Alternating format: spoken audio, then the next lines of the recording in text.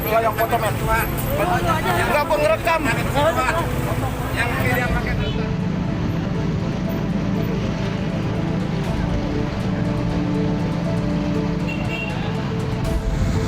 kepada seluruh warga masyarakat untuk sementara agar tetap berdiam diri di rumah. Soal penyebaran virus corona ini dilema bagi mereka ya. Mereka juga ingin sih sebetulnya dikarantina secara wilayah gitu atau secara mandiri gitu. Mereka pengen di rumah. Tetapi di sisi lain mereka kan namanya mereka berpenghasilan di bawah rata-rata ya. Sehari aja mereka tidak keluar rumah untuk mencari nafkah, keluarga mereka terlantar gitu. Itu yang terjadi sebetulnya di warga miskin kota.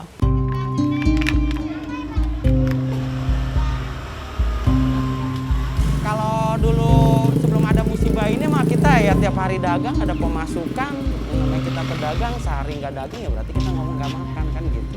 Tapi sama kalau sekarang ini kejadiannya ya jelas nggak ada sama sekali, udah nol gitu ya, nggak berpenghasilan.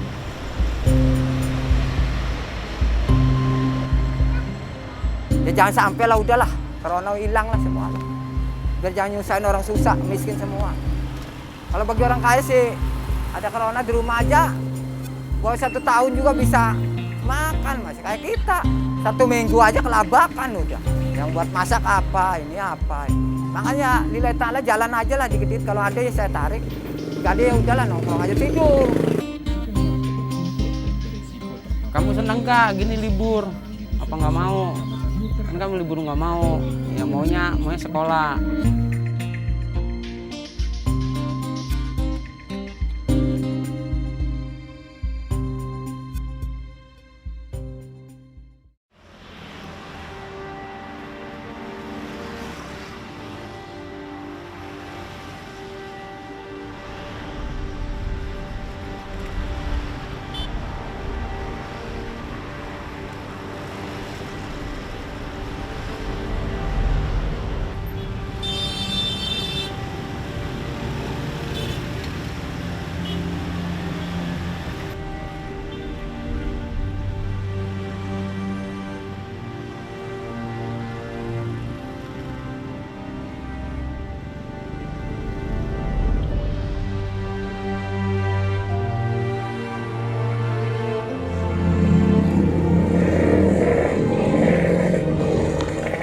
Tahun ada saya Pak, ngebajai. Ya namanya asibnya udah begitu, udah dialamin aja. Bisanya narik bajai. Cari kerjaan susah sih Pak, bagaimana sih? Udah tua satu sekarang mah. Boro-boro ada yang ngituin, ngirain, tua-tua minta kerja. Ya udah bajai sedapatnya aja gitu.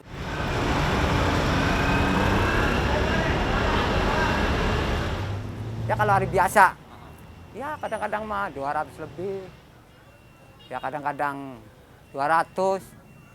Ya susah sih namanya rezeki ya, diinin aja kalau lagi gede mah gede gitu. Masya Allah kata saya, waktu-waktu ini bener-bener, ya hari biasa mending aja lah hari biasa mah Pak. Namanya kita cari rezeki gitu ya, jalan cepet tahu Allah ngasih rezeki di jalanan. Ntar ngaweh, Bang, bajai mending. Kalau ini mah jalannya ngeplong begini, bagaimana penumpang? Jadi semua sedih, semua Masya Allah. Sekarang ini udah mati total bener, semenjak ada corona ini Pak. Iya, tukang baju itu semua Pak, bukan saya aja. Bukan sendirian. Ya, bukan sendirian, jadi semua juga nganglu juga.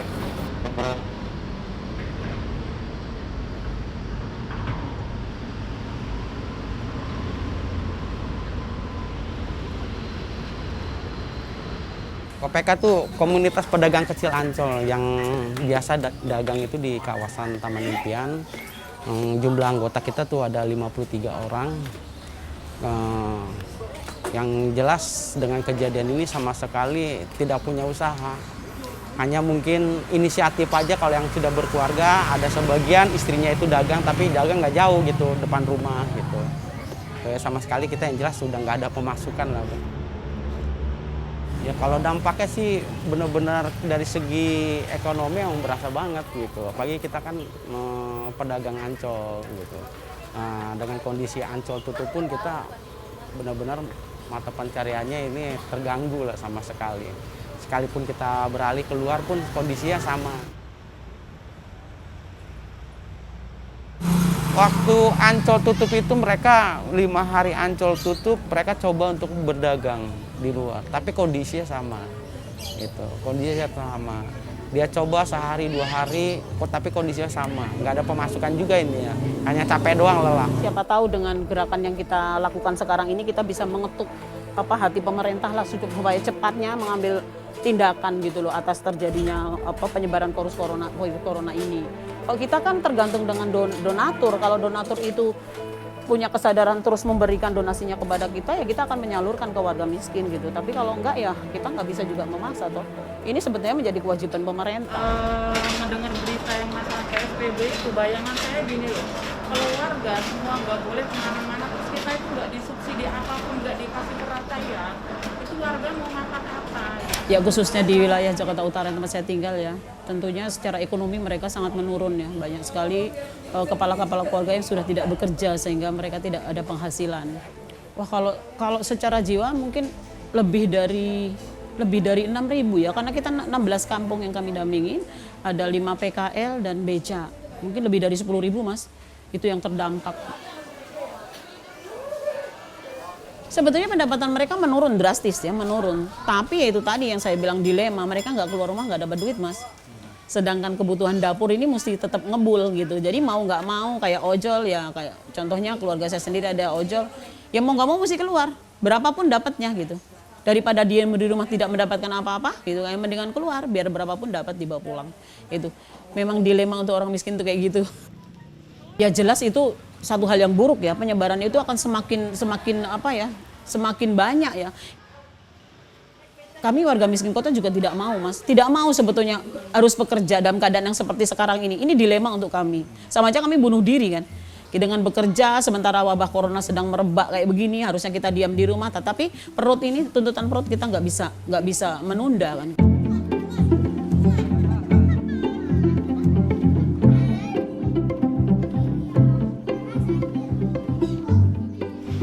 Hari ini kita akan menyalurkan kembali donasi yang bisa sebanyak 200 amplop pada warga yang berhak.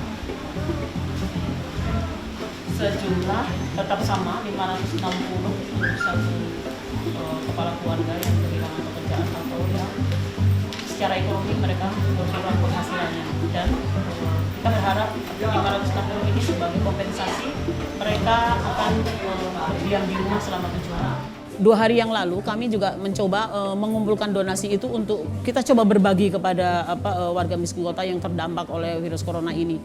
Mereka yang memang mau betul-betul mau di rumah karena kehilangan pekerjaan, tidak mencoba untuk keluar supaya kita juga mengurangi penularan itu, lalu kita memberikan kompensasi lah, ganti penghasilan mereka sehari 80.000. Kami kemarin memberikan 200 kepala keluarga sejumlah 560. Artinya 1 minggu itu coba kita berbagilah untuk penggantian penghasilan dalam 1 minggu. Ini dari JRMK untuk Ibu, mudah-mudahan bisa untuk menambah modal ya dagangan Ibu, tapi tidak bisa banyak, tapi mudah-mudahan bisa meringankan beban Ibu. Selama 7 hari Ibu jangan kemana-mana ya.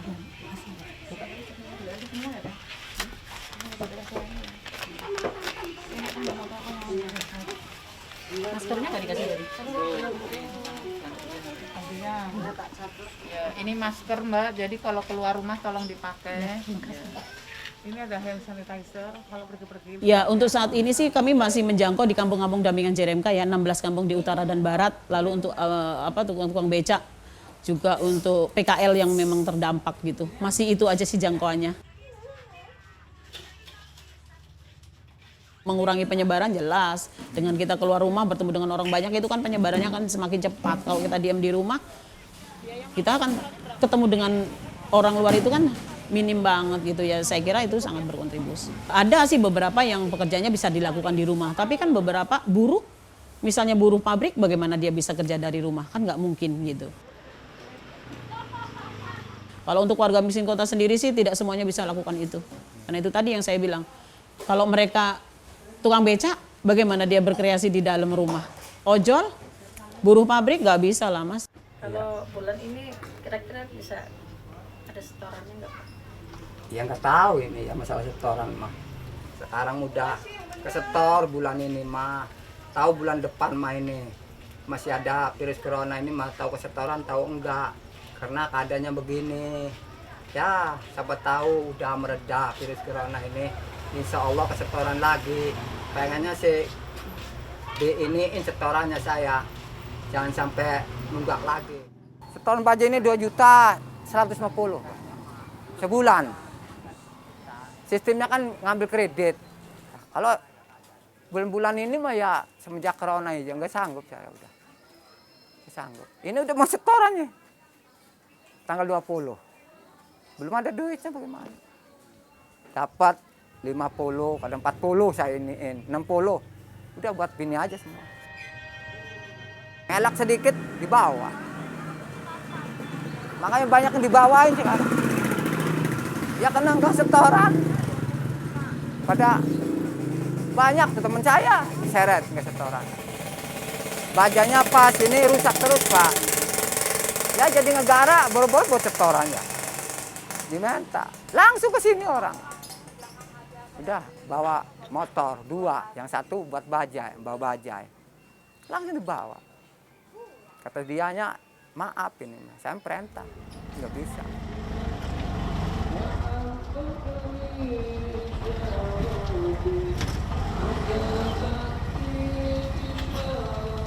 Ya mau di daerah terserah lah. Perintahnya kayaknya keringanan gitu. Ya sama-sama saya juga ngetahuin sama bos. Kita juga sama. Naman narik lagi begini. Boro-boro buat setoran. Kadang-kadang kalau dapatnya buat makan aja nempur. Udah. Masak aja udah makan aja itunya. Duitnya dipakai aja. Gampang setoran mah. Belakangan. Yang penting makan saya. Kata bini saya begitu. Udah sih. Kalau mau ditarik ya terserah lah. Kalau nggak kasihan mah gitu. Tapi siapa tahu dapat keringanan sama bos. Ya namanya kita orang rakyat kecil, orang begini. Ya kayaknya kalau jangan sampai lah apalah kalau dicari. Apalagi saya kerjanya ntar. Ntar nyarap-nyarap sama orang paling. Nyarap kalau ada. Kalau nggak ada ya susah. Namanya dia juga perlu lagi. Ya sedih lah tinggal sedihnya aja lah. Udah ditarik misalnya.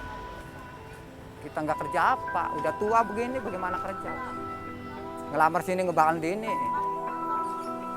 Tuang sapu ya nggak mungkin nerima udah tua.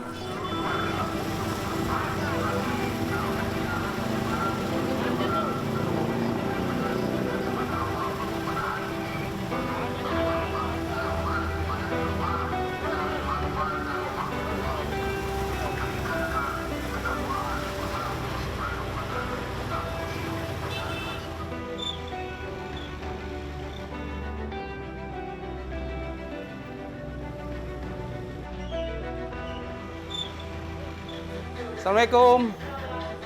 Bagi-bagi amplop. Gimana iya?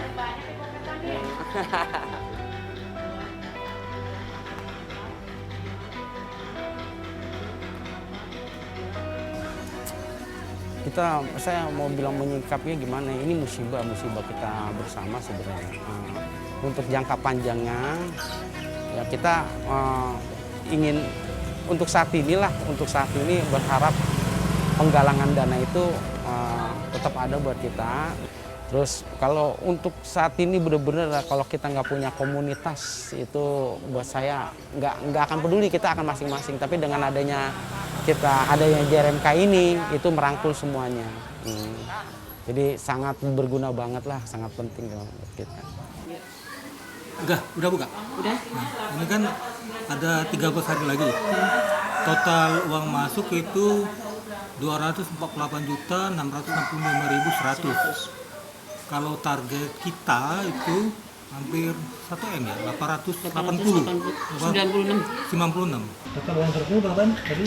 248.600. Ya pengennya mereka tuh dengan dana yang kami berikan itu mereka akan betul-betul diam di rumah gitu loh. Ya mungkin kalau bilang mencukupi tidak mencukupi ya 80.000 sehari. Tapi ya bagaimana caranya dengan situasi sekarang ini yang serba sulit begini ya, kita bertahanlah, kita ngirit-ngirit deh gitu. Dari 80.000 itu kita mencoba untuk tidak keluar rumah, artinya kita mengurangi penularan. Ya kita tetap akan bersosialisasi, kita akan tetap adakan pendekatan kepada kampung-kampung JRMK ya, bagaimana kita bisa bertahan hidup di antara virus corona yang sedang merebak inilah gitu. Bagaimana caranya kita membangun ekonomi di kampung-kampung kita, tidak hanya menunggu bantuan dari pemerintah, tapi bagaimana kita memberdayakan diri kita sendiri. Nah, untuk sementara ini kan JRMK sedang mengembangkan koperasi di kampung-kampung JRMK dan di PKL gitu. Nah, ini kan sedang berjalan. Kemarin kan pulang, bagaimana di kampung Jakarta? Ya menjauh lah, ini agak jauh. Kekurangan apa? Penghasilan di kota ya. Makanya pada. Terus anak istri bagaimana Pak? Nggak tahu di kampung yo kerja yang lain lah gitu. Masalah corona ini ya, mau bikin koperasi tukang baju itu serba sulit semua. Karena apa? Sekarang kita sehari semalam dapat 50.000. Buat beli bensin makan aja susah. Ya kan? Karena bukan ini menyangkut perut ini semuanya ini, ya kan? Yang penting 50.000, 30. Di Jakarta juga di mana-mana dipersulit semua. Selama Bapak Kemet juga menjalani tukang baju mana? Begini ya. Narik dia begini, paling sehari 2 rit, 3 rit kan, cukup apa? Ya kalau dikasih buat makannya, saya nurutin pemerintah nggak apa-apa. Tapi kalau nggak ngasih apa buat apa? Kita nggak makan, kelaparan, gimana? Boleh nyuruh di rumah, saya di rumah aja. Yang penting kebutuhan kita itu buat makan, buat apa ada, gitu doang, nggak apa-apa. Nurut sama kita juga ya kadang-kadang dalam batin menangis Pak sebetulnya. Kita mau udah gede aja ya, nangis juga malu gitu. Ya mikirin keluarga sini. Masak 2 liter, bayangin. Nggak cukup udah masak lagi Pak. Kadang-kadang dapatnya Pak, buat mikirin setoran saya Pak aja. Makanya bulan-bulan ini saya angkat tangan udah.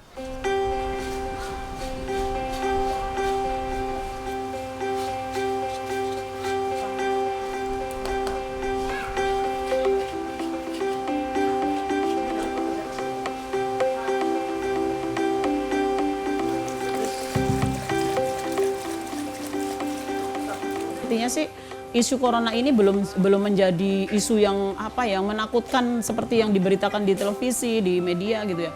Mereka tuh masih beranggapan biasa saja seperti itu. Makanya JRMK mencoba mendekati mereka dengan memproduksi sanitizer ini, hand sanitizer untuk kita bagikan ke warga supaya paling tidak kita meminimalisir penularan lah gitu. Bagaimana kita mengajarkan kepada mereka untuk menjaga kebersihan. Gitu. Kita lihat sanitizer ini sangat mahal di pasaran, lalu langka gitu. Lalu tidak semua warga miskin kota itu punya kesadaran untuk membeli karena memang daya belinya yang tidak ada. Sanitizer itu mahal banget Mas, 50-100 ribu kayak gitu. Nah kami mencoba menggalang dana, lalu kami punya inisiatif bagaimana kalau kita memproduksi hand sanitizer itu kita bagikan ke warga. Ya paling tidak misalnya mereka membeli hanya untuk ganti beli botol saja. Karena botolnya saja udah 12.500 gitu. Kita hanya di 10.000 minta ke warga gitu untuk kembali lagi untuk kita belanjakan lagi lalu kita produksi lagi.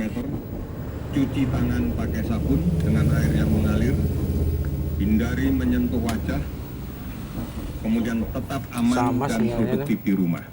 Sisa beras, sisa banyak kawan. Cukup.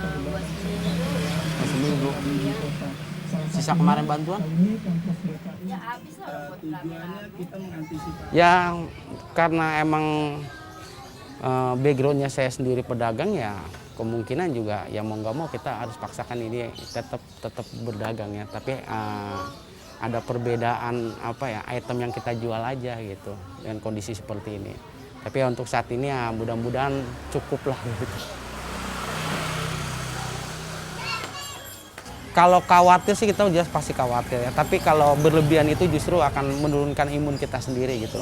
Artinya gini, karena ini kan benda yang nggak terlihat sekali lagi. Yang jelas kita hanya mawas diri aja lah, ikuti program pemerintah yang saat ini stay di rumah, jaga jarak, ya itu yang kita lakukan. Gitu. Kalau untuk akhir pasti ada gitu, tapi janganlah berlebihan gitu. Ya kalau kayak kita mungkin untuk bertahan seminggu 2 minggu itu udah cukup bagus. Ya.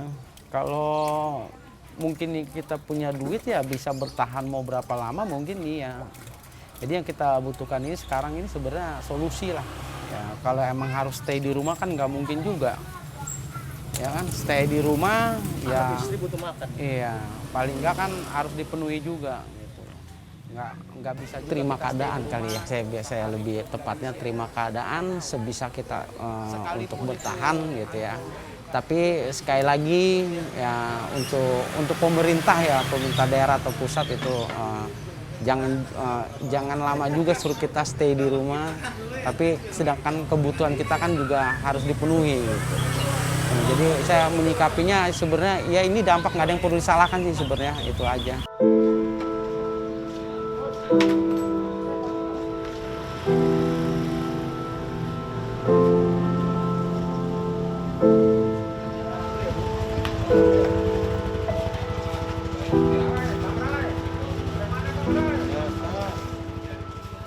Kami yang terdampak ini sangat sangat merasakan betul dari dampak corona ini kan, secara ekonomi, secara hubungan sosial gitu. Kami sangat merasakan. Nah, harapan kami corona ini kan tetap tidak berpanjang-panjang, apalagi sebentar lagi bulan suci Ramadan ya, bentar lagi juga Idul Fitri gitu. Itu hari-hari yang sangat sakral gitu. Kan jangan sampailah di hari-hari yang bagus itu kita tetap nggak boleh kumpul-kumpul kayak gitu, kita nggak boleh ketemu dengan keluarga. Aduh, kayaknya sedih banget deh. Harapannya tetap corona ini tetap berlalu, karena yang jelas terdampak itu adalah warga miskin kota.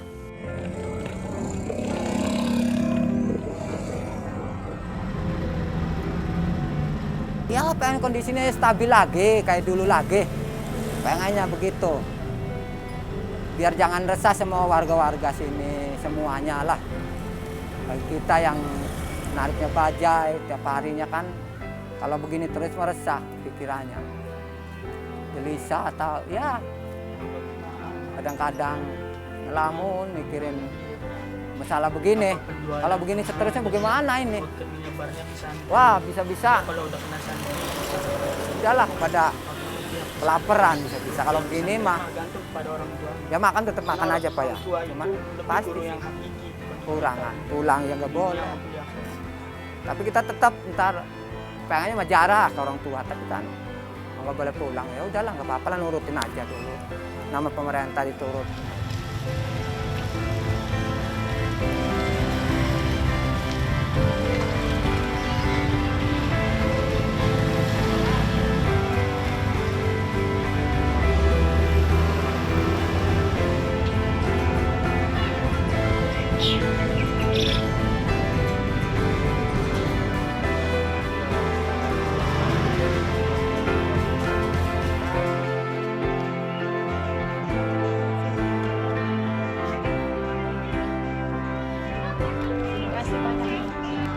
Iya. Ini juga ada hand sanitizer. Kalau pergi-pergi habis belanja, tolong disemprot pakai ini ya. Duitnya disemprot. Masih banyak kejar MK, semoga sukses. Amin.